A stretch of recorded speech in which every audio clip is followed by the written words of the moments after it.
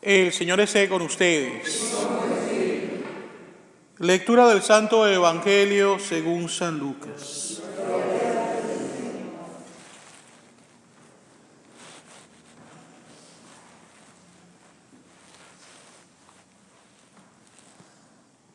En aquel tiempo, hallándose Jesús en medio de una multitud, un hombre le dijo: Maestro, dile a mi hermano que comparta conmigo la herencia. Pero Jesús le contestó: Amigo, ¿quién me ha puesto como juez en la distribución de herencias? Y dirigiéndose a la multitud dijo: Eviten toda clase de avaricia, porque la vida del hombre no depende de la abundancia de los bienes que posea. Después les propuso esta parábola. Un hombre rico tuvo una gran cosecha y se puso a pensar: ¿qué haré? Porque no tengo ya en dónde almacenar la cosecha. Ya sé lo que voy a hacer. Derribaré mis graneros y construiré otros más grandes para guardar ahí mi cosecha y todo lo que tengo. Entonces podré decirme: ya tienes bienes acumulados para muchos años. Descansa, come, bebe y date a la buena vida. Pero Dios le dijo: insensato, esa misma noche vas a morir. ¿Para quién serán todos sus bienes? Lo mismo le pasa al que amontona riquezas para sí mismo y no se hace rico de lo que vale ante Dios. Palabra del Señor.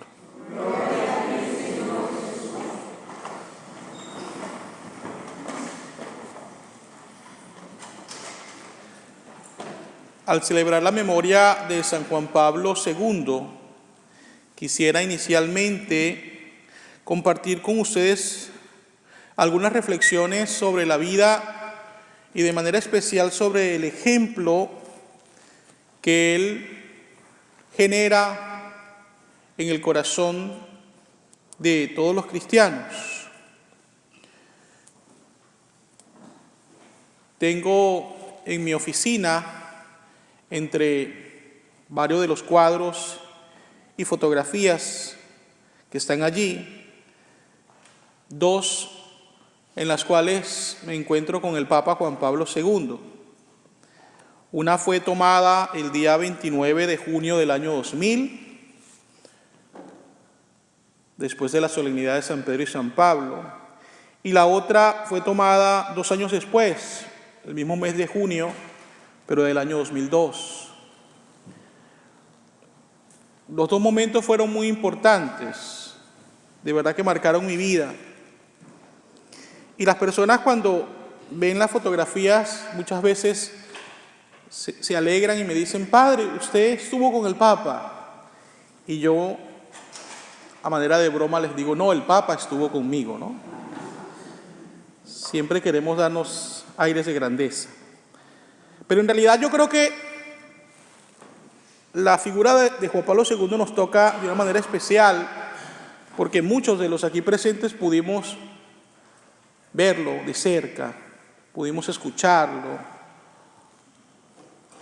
Y todo esto pues nos hace sentir contentos porque es un santo de nuestra época que nos enseña que es posible ser santo en medio de las dificultades y desafíos que cualquier cristiano enfrenta.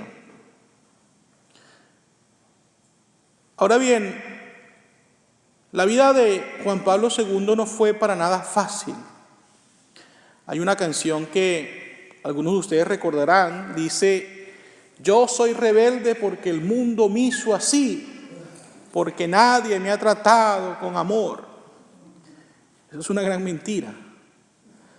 Porque en Juan Pablo II vemos una vida llena de tanto dolor, partiendo del hecho de que a muy corta edad pierde a su mamá, posteriormente perderá a su hermano y por último a su padre. para permanecer prácticamente solo en este mundo. Tuvo que sufrir la opresión del nazismo y posteriormente el comunismo. Y a pesar de todo eso, nunca dejó de creer que el mal se vence con el bien. Nunca desistió de amar y de compartir con el mundo entero el don de la esperanza. Yo creo que esto debe hacernos reflexionar muchísimo, porque en muchas ocasiones, cuando experimentamos dificultades, somos tentados a quejarnos, a lamentarnos, y no nos damos cuenta de que ese proceso difícil puede generar en nosotros también conversión, purificación, y por medio de él nuestro espíritu se eleva a la presencia de Dios, para que Dios se regocije en nosotros, cuando sabemos unir nuestro dolor al sacrificio redentor de Cristo por nosotros. Yo creo que los viajes, la cercanía de Juan Pablo II, todo esto nos ha marcado. Pero qué bonito sería si sintiéramos en el corazón el mismo deseo de ser testigos de esperanza. En medio de un mundo en el cual se escuchan tantas malas noticias, nosotros no podemos ser también portadores solo de malas noticias. Es cierto, tenemos que ser realistas y darnos cuenta del mal presente en el mundo, pero sin perder de vista el hecho de que este mundo no ha sido creado por el mal, ha sido creado por el bien supremo, que es Dios. Y Dios tiene el control. Son tiempos difíciles para países en nuestro hemisferio, Cuba, Venezuela, más recientemente Nicaragua. Son muchas las personas que tal vez ante la injusticia, la violación de los derechos humanos, los abusos, pueden sentir la tentación de querer pagar el mal que se recibe con un mal mayor. Pero esa no es la salida. Y en San Juan Pablo II vemos el ejemplo. Hay un versículo bíblico con el cual yo me doy autoterapia cuando llegan esos momentos de frustración, en los cuales uno escucha noticias como por ejemplo el asesinato reciente, aunque se quiere pintar de otra manera, de un político venezolano llamado Fernando Albán. Cuando uno escucha cosas como esa, es necesario tomar la Sagrada Escritura, ir a la carta del apóstol San Pablo a los Romanos, en el capítulo 12, versículo 21, y nutrirnos de las palabras sagradas que dicen: no te desanimes por el mal. Por el contrario, vence el mal con el bien. Y ese bien solamente es posible que nosotros lo hagamos si Dios está en nosotros, si su gracia nos impulsa. Así que pidámosle al Señor, queridos hermanos y hermanas, que nosotros podamos ser personas capaces de construir una civilización del amor, basada especialmente en nuestra fe en Dios y en nuestro deseo de hacer de este mundo un lugar mejor para vivir. Quisiera también hacer un comentario muy breve del Evangelio que hemos escuchado. En él Jesús nos dice: eviten toda clase de avaricia, porque la vida del hombre no depende de la abundancia de los bienes que posea. Hace unos días atrás un deportista mexicano, boxeador, para ser exactos, Saúl Canelo Álvarez, firmó un contrato multimillonario con una compañía de streaming que va a transmitir 11 de sus próximas peleas durante los próximos 5 años.